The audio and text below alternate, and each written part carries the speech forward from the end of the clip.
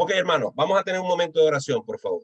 Padre Celestial, te damos gracias por este tiempo, porque has permitido que varios hermanos puedan conectarse de distintas partes del mundo.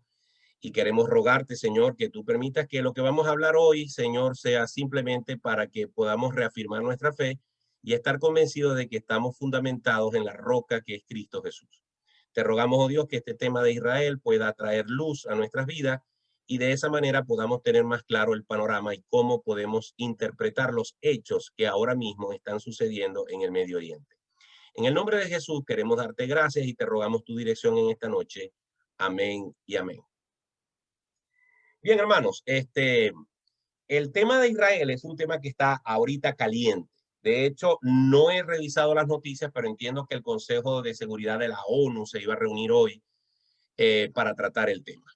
Eh, Hablar del tema de Israel requeriría de muchas reuniones para ahondar en este tema.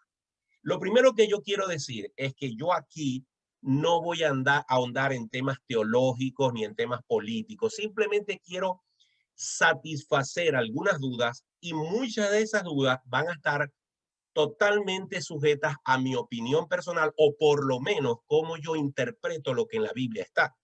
Es decir, cuál es mi posición con respecto a eso, sin que eso signifique que esa sea la posición que ustedes tienen que asumir y que yo asuma que no estoy equivocado en algún punto. ¿Ok?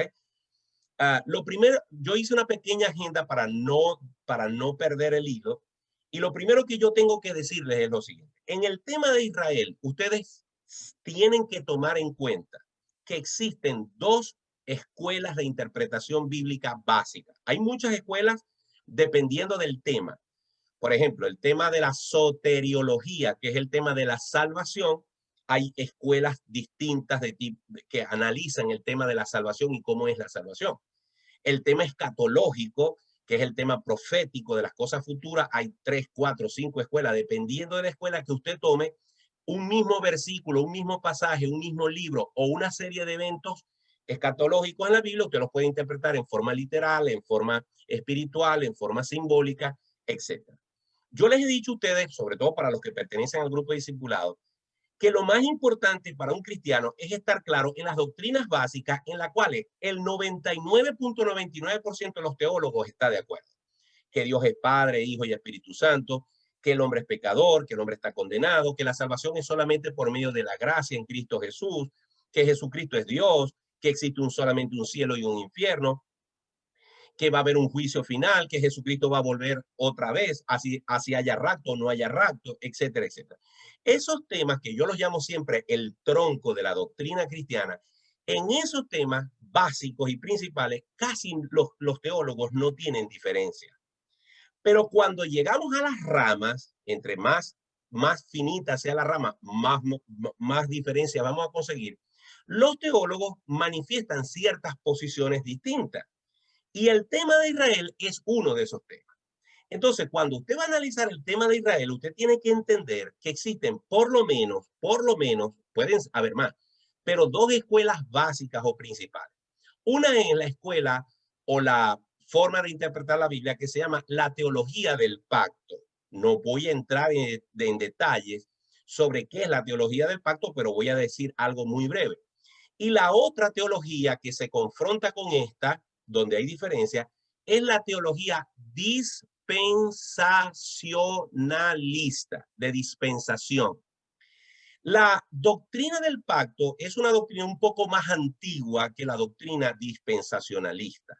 Para poder hablar de estas dos doctrinas, tengo que decir que ustedes saben que desde que Jesucristo levantó los pies y se despidió de la tierra y se despidió de sus discípulos, hasta más o menos el año 1517, en ese periodo de 15 siglos, la iglesia cristiana primitiva se fue transformando en una cosa que hoy en día se conoce como la iglesia católica. Es decir, entre el siglo III en adelante, siglo IV en adelante, esa iglesia cristiana, cristocéntrica, que estaba fundada en las verdades de Jesucristo y de los apóstoles, se fue degradando y convirtiéndose en una institución política, burocrática, religiosa, etcétera, que es la iglesia católica.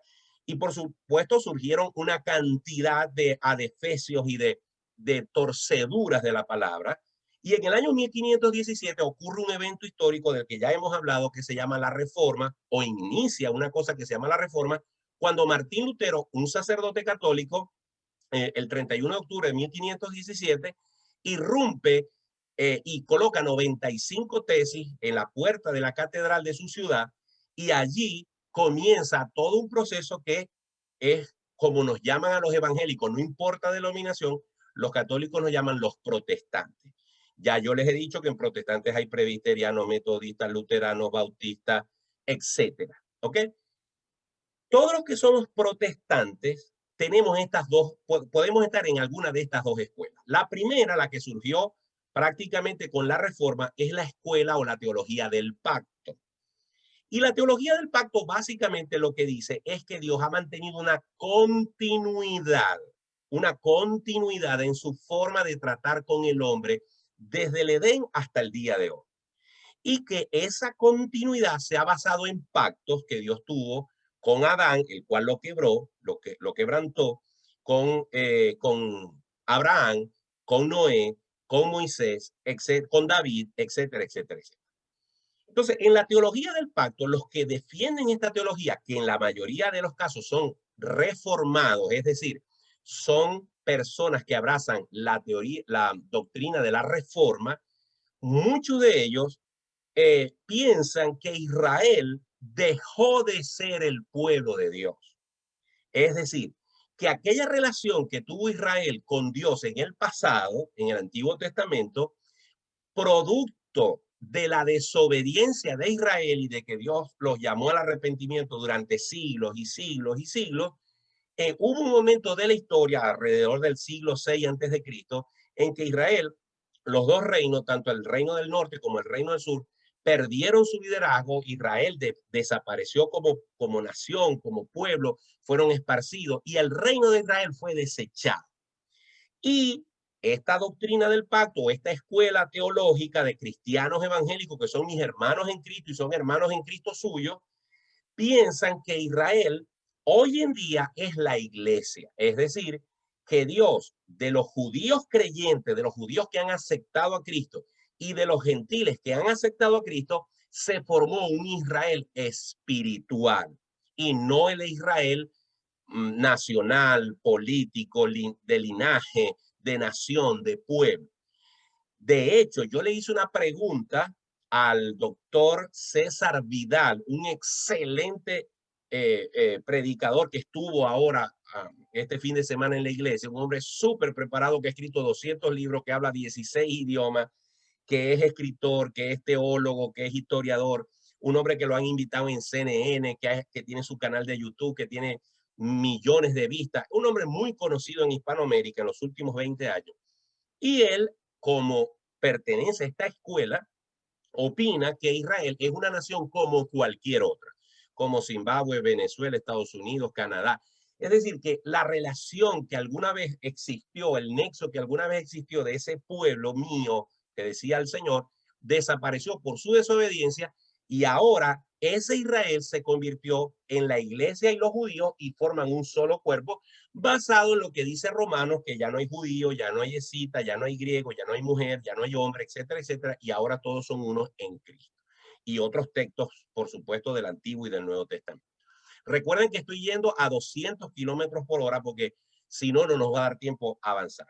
Básicamente, entonces, el punto es que la escuela de la teología del pacto, que es una forma de interpretar algunos eventos y asuntos de la Biblia, piensa que Israel ya no es el pueblo de Dios y que Israel es una nación como cualquier otra.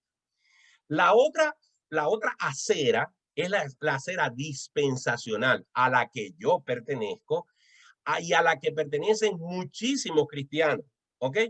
Y es la teoría dispensacional, aunque coincide en un 80-85% con la escuela del pacto, en que la salvación es por gracia, que Dios es Padre y Dios es Espíritu Santo, todo lo que ya yo dije al principio, hay algunas diferencias, sobre todo porque la teoría, la escuela dispensacionalista es más literal en el cumplimiento de la Biblia, mientras que la teología del pacto espiritualiza muchas de las profecías que están por cumplirse para ese Israel, que aparecen todavía profecías que no se han cumplido. la teología del pacto espiritualiza esas profecías diciendo que esas profecías son aplicables a la iglesia, que es el nuevo Israel. Mientras que los dispensacionalistas pensamos que esas promesas y profecías que están por cumplirse para Israel son para la nación, para el pueblo, para el linaje de Israel separado de la iglesia. Es decir, nosotros los dispensacionalistas pensamos, creemos que la iglesia es el pueblo de Dios, que la iglesia es la novia de Cristo. Pero Israel sigue teniendo una relación, un vínculo con Dios, sobre todo porque hay cantidad de promesas que todavía están para ese pueblo, que se están cumpliendo, que se van a cumplir, y por lo tanto sentimos un amor, un respeto por esa nación, más allá de la desobediencia que ellos han tenido siempre con Dios. La desobediencia de Israel no ha sido algo nuevo. La desobediencia de Israel es desde el principio de su formación. Los hermanos de José eran todos unos delincuentes, unos malandros que vendieron a su hermano. Y luego que el pueblo de Israel se formó y pasó 400 años allí en Egipto, cuando salieron de Egipto, ¿verdad? Y vieron el mar rojo abrirse y Dios los salvó de Faraón y los alimentó por el camino y les dio sombra y les dio luz, a pesar de la cantidad de milagros y portentos que ellos vieron, sin embargo se hicieron un becerro de oro. Es decir, la desobediencia de Israel no es algo nuevo, es algo que nació con el pueblo, porque para mí, es mi opinión y la opinión de algunas personas que piensan como yo, Israel es una tipología de cómo vivimos nosotros, que somos muchas veces tercos y a pesar de que somos cristianos, muchas veces somos desobedientes al Señor y sin embargo el Señor es paciente y misericordioso con nosotros como lo ha sido con Israel. Entonces, eso es muy importante tenerlo en cuenta, que hay personas que cuando emiten su opinión sobre Israel, lo hacen sentados desde la perspectiva de su escuela teológica. Por lo tanto, un reformado o una persona que pertenezca a la teología del pacto va a decir que Israel no es el pueblo de Dios, que Israel es un pueblo como cualquier otro, que dejemos ese fanatismo con Israel, que dejemos de estar orando solamente por Israel, que Israel son unos asesinos, que son unos sionistas, que son estos, siendo cristianos. Estoy hablando de gente cristiana. Y van a conseguirse con cristianos que defendemos a Israel, que decimos que hay que orar por Israel, que la Biblia dice tal, y mencionando versículos que tienen que ver con Israel. Eso es importante, ¿verdad? Quedó claro lo de las escuelas. Porque si usted no tiene claro eso, entonces no va a entender cuando alguien habla a favor o en contra de Israel, siendo cristiano. Ojo, siendo cristiano, no estoy hablando de inconversos. Ahora bien, usted debe asumir una de esas escuelas en función del conocimiento que usted tenga. Yo no voy a entrar en detalles, pero esa es la escuela que yo abracé hace muchos años y a la cual pertenezco y me mantengo en ella hasta que alguien me convenza de lo contrario. ¿Okay? Pero es muy importante lo siguiente. Es muy importante tener una actitud sabia, una actitud cristiana, una actitud humilde, sencilla, para quien no piense como yo. Porque hay cristianos cayéndose a piña en el Facebook o en cualquier otra red social. No, que Israel, que no sé qué, unos en favor y otros en contra. Y no podemos tener esa actitud por dos razones. Número uno, porque no es de buen testimonio. Y número dos, porque si en 500 años, ¿verdad? Los teólogos no se han podido poner, me refiero a los 500 años después de la reforma, si en 500 años los teólogos no se han podido poner de acuerdo sobre distintas formas de interpretar algunos asuntos de la Biblia donde no está claro el asunto, entonces nosotros que estamos por debajo del conocimiento y preparación de esa gente, no vamos a ponernos de acuerdo, mucho menos en el tema de Israel. Siempre vamos a conseguir gente que piensa, cristiana, que piensa que Israel ya no es el pueblo de Dios y otros que sí. Podemos conversar, podemos discutir, podemos debatir, pero no podemos llevar eso primero al terreno público, ni tampoco enemistarnos, ni considerar que alguien es un hereje porque piense que Israel no es el pueblo de Dios o porque crea que sí lo es. Porque esa no es una doctrina del tronco, esa es una doctrina de las ramas. Es decir, creo que un cristiano puede creer que Israel no es el pueblo de Dios y es mi hermano en Cristo y yo lo respeto como el hermano César Vidal. Como un hermano que no cree que Israel es el pueblo de Dios debería de creer que yo también soy su hermano en Cristo, a pesar de que creo que Israel sigue siendo el pueblo elegido por Dios. Por ejemplo, el pastor Sugel Michelén es un excelente predicador, un hombre con una doctrina, con una capacidad para predicar tremenda, pero Sugel Michelén es reformado. Él no cree en el rapto, él no cree que Israel es el pueblo de Dios. No estoy seguro, pero pienso que él es amilenarista, es decir, que piensa que el milenio es algo simbólico y no literal, y otros aspectos más de tipo escatológico. Pero en la misma ciudad donde está Sugel Michelén, a la misma altura, con la misma importancia, con la misma profundidad bíblica, está otro hermano que se llama Miguel Núñez, también en Dominicana. Excelente pastor, excelente predicador, excelente maestro, excelente profesional. Pero él, a pesar de que coincide con Sugel Michelén en muchas cosas, es calvinista, pero él sí es dispensacionalista y piensa, eh, bueno, estoy diciendo que es dispensacionalista y no estoy 100% seguro, pero estoy seguro que tiene la posición de que existe un rapto y de que Israel es el pueblo de Dios. Entonces, fíjense, dos hombres que muchos de nosotros compartimos su mensaje y nos nutrimos de él, pero de pronto no podemos tener la misma posición. Yo admiro al pastor Javier Sotolongo, que invitó a César Vidal sabiendo de su posición amilenarista, de su posición que no es pro Israel, y sin embargo lo invitó a su iglesia para dar unas charlas magníficas sobre ¿cómo se llama esto? La doctrina de género, la ideología de género, sobre el avance del nuevo orden mundial, de la agenda globalista. Unas charlas magníficas. Pero el tema de Israel no podía dejar de salir a la palestra porque todo el mundo está preguntando por eso. Entonces, en eso, en las preguntas y respuestas, surgió esa pregunta y él manifestó su posición. Y yo no vi que Sotolongo lo bajó del púlpito y le dijo, no, hermano, usted no puede predicar eso aquí, porque yo sé que Sotolongo es un dispensacionalista, es decir, Sotolongo piensa como pienso yo.